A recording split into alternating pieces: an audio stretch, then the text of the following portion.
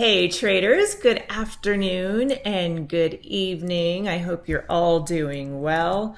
We are going to start out with SPX. Had a big gap down today. That's largely due to Tesla and Google earnings. They reported last night, didn't go so well. Tesla actually fell 14.5% today.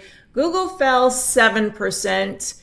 And look, those are big mamma jamma stocks. That's going to weigh on the market when two stocks that have huge market caps and encompass such a big piece of the pie, when they fall that much, it's going to drag the market down with it. So we actually fell below the risk pivot of 74.80. This is a level that is determined by spot gamma based on the overall gamma that they're seeing in the market, where there's positive gamma, where there's negative gamma.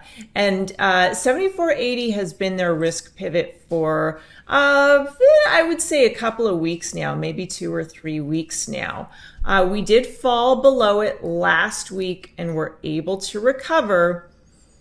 Today we are back below it. Actually, that wasn't last week, was it? I think it was earlier this week. Okay, so we were able to recover it yesterday and Tuesday, fell back below it today. What does that mean? So based on Spot Gamma's assessment and how they view that risk pivot, basically they are risk on when price is above that level and they're risk off when price is below that level.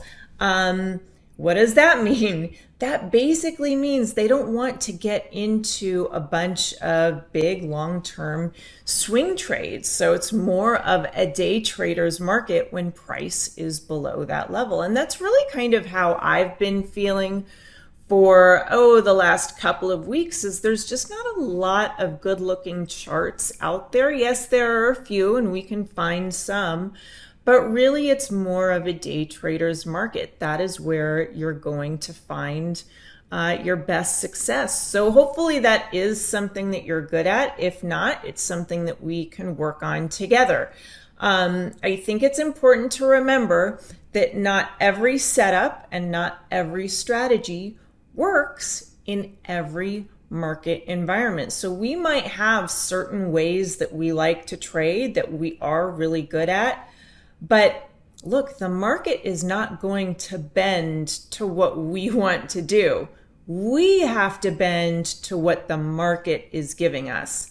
And when we have this type of an environment with a lot of volatility and a lot of chop and sideways action, we need to bend to that, okay? So when I look at this, and this is just SPX, but we'll get into some other charts in a minute as well.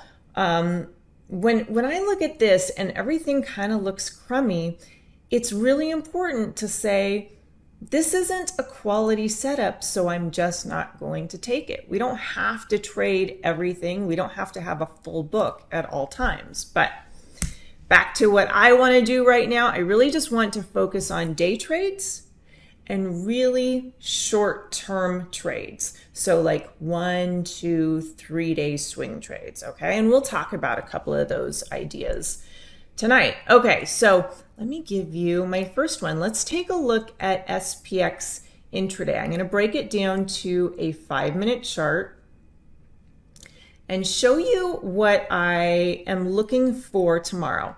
And just because I'm looking for it doesn't mean it'll happen, but this is my 5-minute chart of SPX. You can see that we, after we gapped lower at the open, we really just kind of melted down all day. We almost tagged the daily L1 on the SPX, which today it was at 73.75. Almost tagged it, not quite, before getting a nice little bounce and then melting lower. Now, I actually thought we were going to tag it again at the close because, again, going back to Spot Gamma, when I was looking at Trace, there was a lot of positive gamma at 73.75.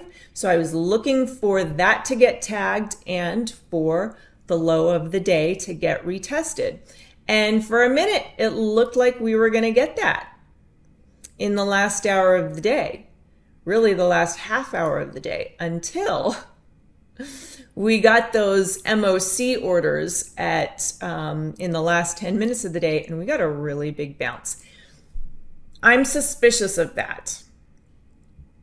I'm not sure that this bounce is a good sign for bulls, this bounce that we got into the close. I think it may have been some short covering, and we could still retest that low of today of 73.75. I think we could retest it tomorrow.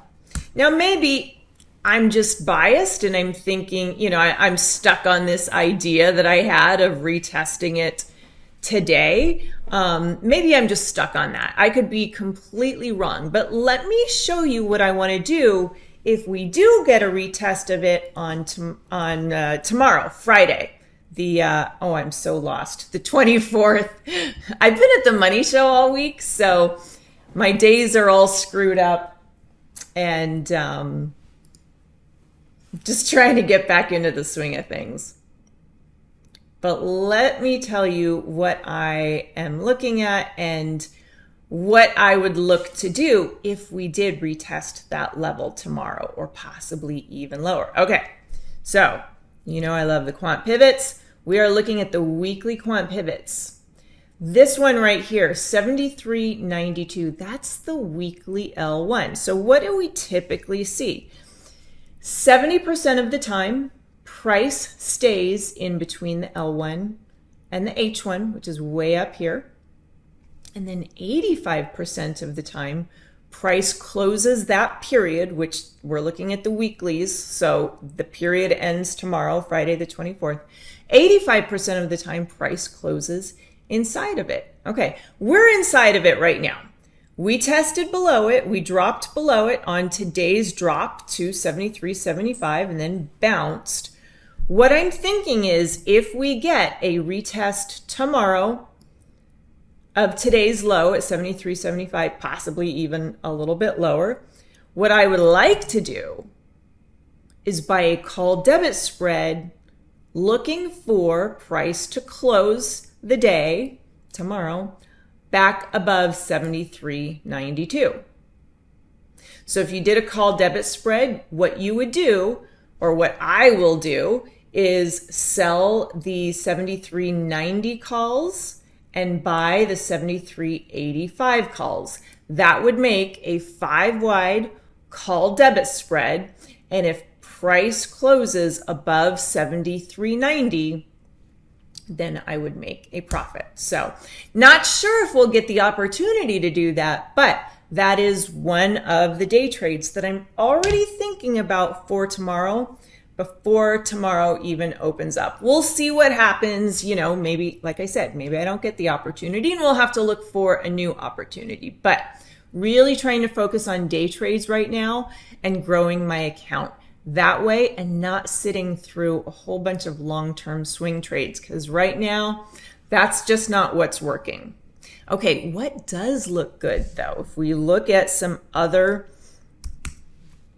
daily charts, because there's not much that looks good, but what does look good? XLV. There's a lot of good looking stuff in healthcare right now.